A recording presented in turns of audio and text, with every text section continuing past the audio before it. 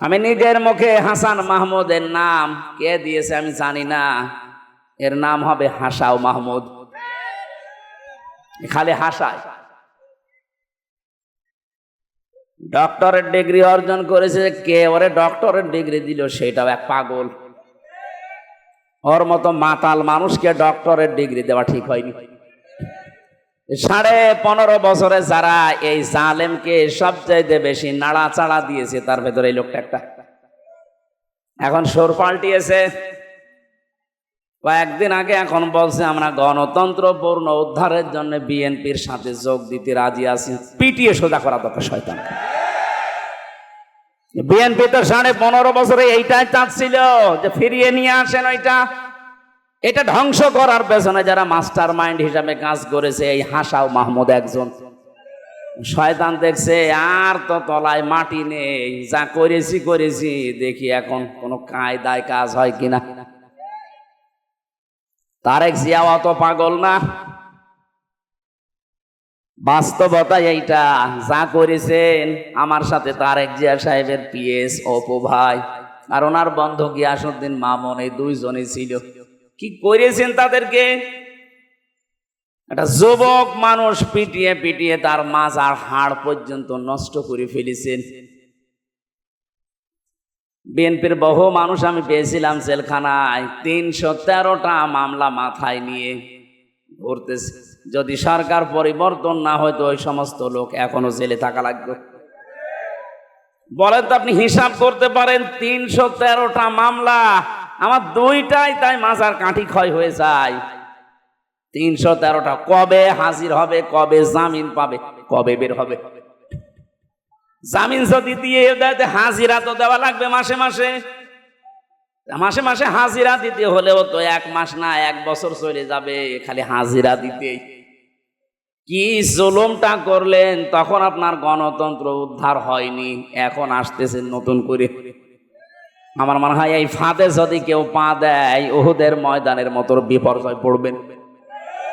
উহুদের ময়দানের কথা এখানে আছে যারা কে না জানে। প্রথম দিকে তো বিজয় এরকম এই 24 সালের আগস্টের 5 তারিখের মতো হয়ে গিয়েছিল। যখন আমরা দেখলাম যে না কিছু সাহাবায়ে কেরাম গনিমতের মাল কোড়াতে ব্যস্ত হয়ে গেছে, নবীজির ওই কথাকে ওভারটেক করে, তখনই তারা বিপদে পড়েছে। এমন বিপদে শেষ পর্যন্ত কিছু মানুষের জীবন পর্যন্ত দেওয়া লেগেছিল। অমান আমিলা বিহি উজরা, যারা কোরআনের আমল করবে আল্লাহ তাদেরকে পুরস্কার দান করবেন। অমাং দাআ ইলাইহি হাদা, কোরআন দিয়ে মানুষকে ডাক দিলে আল্লাহ তাকে হেদায়েতের উপরে রাখবে। আমরা হেদায়েতের উপরে থাকতে চাই না? বলেন বলেন, এটাকে আমি বানাচ্ছি? আপনি যদি সত্যি হেদায়েতের উপরে থাকতে চান, শুধু জব্বা গায়ে দিয়ে পাগড়ি মাথায় দিয়ে তসবিহ টিপলে থাকতে পারবেন না।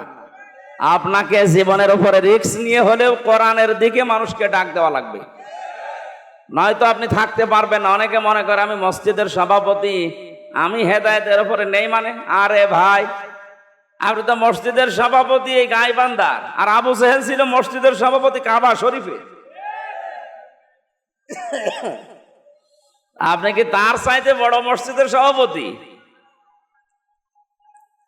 এই জন্য হেদায়েতের উপরে থাকতে গেলে সাফ কথা, এটা পরিষ্কার কথা, আপনাকে কোরআন দিয়ে মানুষকে ডাক দিতে হবে। কি দিয়ে বলেন তো? কোরআনের দিকে ডাক দেওয়া মানুষ এদেশে কম না বেশি? না, নেই। অধিকাংশ মানুষ আমরা কোরআন দিয়ে ডাকতে জানি না, কারণ তো জানি না ডাকবো কি দিয়ে।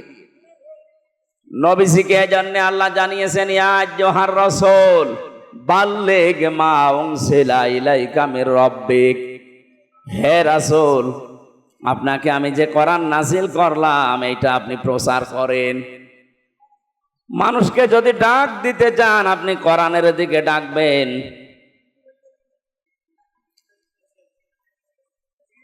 ওয়াইল্লাম তাফআল ফামা বাল্লাগতা রিসালাতা, কোরআনে কারীম দিয়ে যদি আপনি ডাক মানুষকে না দেন, কোরআন যদি প্রচার না করেন, আপনি যেন রিসালাতের দায়িত্বই পালন করেননি। বলেন নাউজুবিল্লাহ।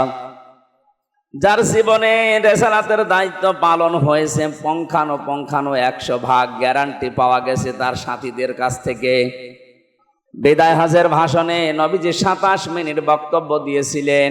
ইতিহাস হয়ে আছে ওইটা। কিয়ামত পর্যন্ত মানুষ এই ভাষণের কোল কিনারা করতে পারে না।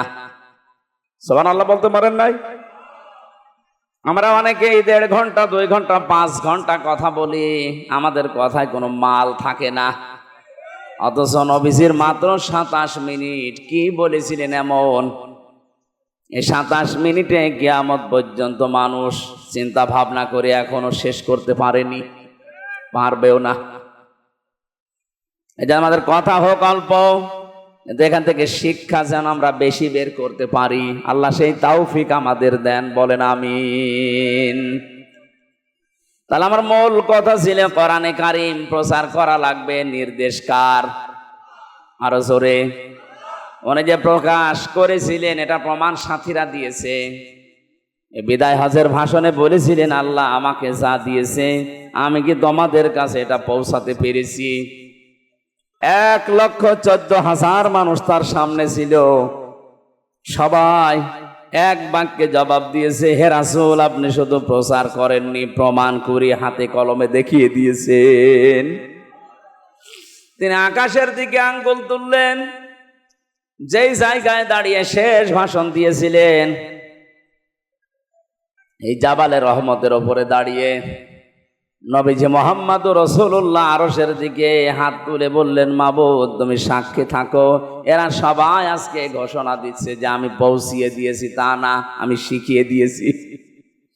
তুমি দয়া করে কিয়ামতে এই দায়িত্ব সম্পর্কে আমাকে আর জিজ্ঞাসা করবা না। কুল্লুকুম রাঈন ওয়া কুল্লুকুম মাসউলুন আন রাইয়াতিহি। পৃথিবীর প্রতিটি মানুষ দায়িত্বশীল, যে যেই দায়িত্বে আছে কিয়ামতে আল্লাহ তাকে ওই দায়িত্ব সম্পর্কে প্রশ্ন করবে। এটা জন্মের পর থেকে আমরা অনেকে শুনেছি। আল্লাহর কসম যদি এটা আজ বাস্তবে আমরা যে যে জায়গায় আছি দেখাতে পারতাম, এই বাংলাদেশে আজ ঋণের বোঝায় জর্জরিত এখন, এইটা আমাদের দেখতে হতো না। নবীজি নবুয়ত পাওয়ার পরে যেদিন বাড়িতে এসেছিলেন, এই ভালো করে শুনবেন, আমি গতানুগতিক কথা বলি না, কানে হাত দিয়ে সোর করে আমি মুসা নবীর কাহিনী ধরবো 2 ঘন্টা, আপনি শুনলেন, বাড়ি যাওয়ার সময় মুসা এ পুরুষ না মহিলা বলতে পারেন না, ওটা আমার দরকার নেই। আপনি 5 মিনিট শোনেন, যেন 10টা শিক্ষা সেখান থেকে পাওয়া যায়। কথা বুঝতেছেন? স্ত্রীকে বলেছিলেন, সাম্মেলোনি সাম্মেলোনি ইয়া খাদিজা, হে খাদিজা আমি ভয় পেয়েছি, আমাকে ঢেকে দাও। হযরতে খাদিজাতুল কুবরা ওই দিন বলেছিলেন, হে আমার স্বামী ভয় পাবেন না। তিনি কিন্তু মুসলমান ওই সময় হননি, কারণ এখনো পর্যন্ত ইমানের দাওয়াত পাননি। এই কারণে তিনি ইব্রাহিম নবী আলাইহিস সালামের ধর্ম মেনে চলতেন, তিনি হানিফ। হযরতে আবু বকর, ওয়ারাকা ইবনে নাওফেল, খাদিজাতুল কুবরা রাদিয়াল্লাহু তাআলা আনহা সহ অনেকগুলো মানুষ ওই জামানায় প্রকাশ্য তারা মূর্তি পূজা করেনি, কিন্তু হানিফ, দ্বীনে হানিফ মেনে চলতো তারা। তিনি যেহেতু এখনো শেষ নবীর ইমানের দাওয়াত পাননি, এজন্য বলেছিলেন, হে আবুল কাসেম, হে কাসেমের পিতা, আপনি ভয় পাবেন না।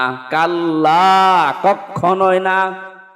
আল্লাহি, আল্লাহর কসম, মা ইখজিকাল্লাহু আবাদান, ওই আল্লাহর কসম দিয়ে বলছি, কখনো আল্লাহ আপনাকে অপদস্থ, অপমান, ভয় এগুলো দেখাবেন না। ভয় দেখাতে পারে যে বিষয়গুলো দিয়ে, ওইগুলো আপনার কাছে আসবে না। 1 নম্বরে জিন, পরি, ভূত, পেতনি যা বলি আমরা, এগুলো দিয়ে আপনাকে আল্লাহ ভয় দেখাতে পারেন না। আপনি কি লাঞ্ছিত, অপমানিত, অপদস্থ করবেন না? আপনি কেন ভয় পান? কথা বলার আগেই হযরতে খাদিজা গ্যারান্টি দিয়েছিলেন, কাল্লা, কখনোই না। প্রশ্ন আসতে পারে, তিনি তো মুসলমান এখন হয়নি, আল্লাহর নাম ডাকলেন কি করে? দেখেন, এতটুকু একটা বাক্যে হযরতে খাদিজা 2 বার আল্লাহর নাম উচ্চারণ করলেন, কাল্লা আল্লাহি মা ইখজিকাল্লাহু আবাদান। কয়বার বলেন না কেন? তিনি এখনো মুসলমানই হননি, ইমানের দাওয়াতই পাননি। ওই দ্বীনে হানিফ ইব্রাহিম আলাইহিস সালামের ওই ধর্ম অনুসরণ এভাবে আসছিল, পাই টু পাই উনি ওইটা মানতেন। অথচ ইমানের দাওয়াত না পেয়েই তিনি ছোট বাক্যে আল্লাহকে 2 বার স্মরণ করলেন। এ বাংলাদেশে বহু মানুষ আছে 14 বার হজ করেছে, এখনো পর্যন্ত আল্লাহর নাম নিতে কেমন যেন করে। এ পৃথিবীতে সবচাইতে বড় আল্লাহর নাম যেটা আল্লাহু আকবার, এর চাইতে বড় নাম আছে আর? বলেন বলেন। এই শব্দটার সাথে অনেকের বিরোধ। এই শব্দটা 15.5 বছরে বহু মানুষ বলার চেষ্টা চালিয়েছে, অথচ এই বিদায় নেওয়া জালেমেরা এই শব্দটাকে বলেছে এটা জামাত ইসলামের শব্দ।